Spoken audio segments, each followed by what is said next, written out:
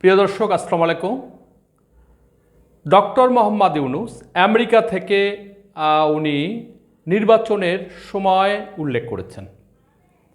৭৯তম জাতিসংঘের সাধারণ অধিবেশনে উনি আমেরিকার নিউ ইয়র্কে ব্যস্ত সময় পার করছেন। গতকালকে আর্মি চিফ ওয়াকারুজ্জামান 18 মাস সময়ের কথা বলেছিলেন।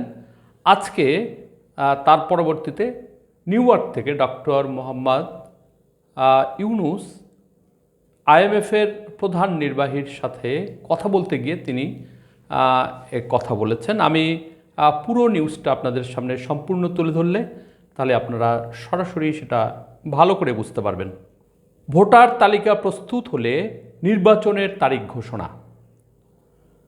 দেশের সংস্কারের বিষয়ে ঐক্যমত্যে পৌঁছে ভোটার তালিকা প্রস্তুত হয়ে গেলে নির্বাচনের তারিখ ঘোষণা করা হবে বলে জানিয়েছেন প্রধান উপদেষ্টা ডক্টর মোহাম্মদ ইউনূস।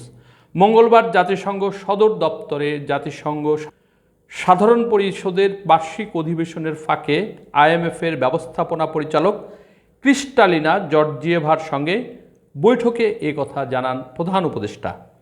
তিনি বলেন, ছাত্র জনতার অভ্যুত্থানের মাধ্যমে স্বৈরাচারী সরকারের পতন ঘটেছে। বর্তমান বাংলাদেশ একটি নতুন দেশ। নতুন সরকার গঠনের পর নির্বাচন, বেসামরিক প্রশাসন, পুলিশ, বিচার বিভাগ, দুর্নীতি বিরোধী এবং সংবিধানে গুরুত্বপূর্ণ সংস্কারের সুপারিশ করার জন্য 6টি কমিশন গঠন করা হয়েছে।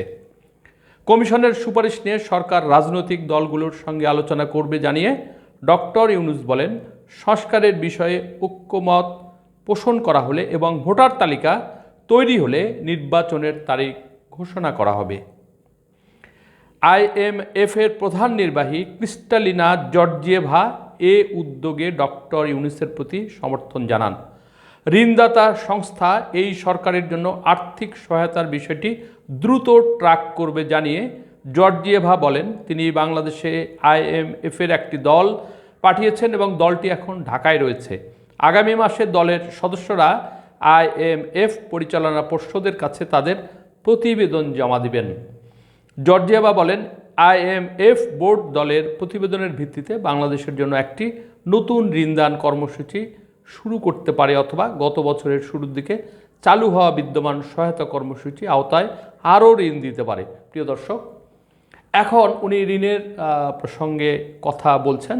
যে বৈঠক তার নির্ধারিত বৈঠক ছিল করার কথা, আমরা মূল যে বক্তব্য সেটা শুনে ফেলেছি। সেটা হলো অল্প দিনের মধ্যেই উনি ভোটার তালিকার প্রস্তুত হলে নির্বাচনী তফসিল ঘোষণা করবেন। প্রিয় দর্শক, আজকে এ পর্যন্তই। সকলে ভালো থাকবেন। আল্লাহ হাফেজ।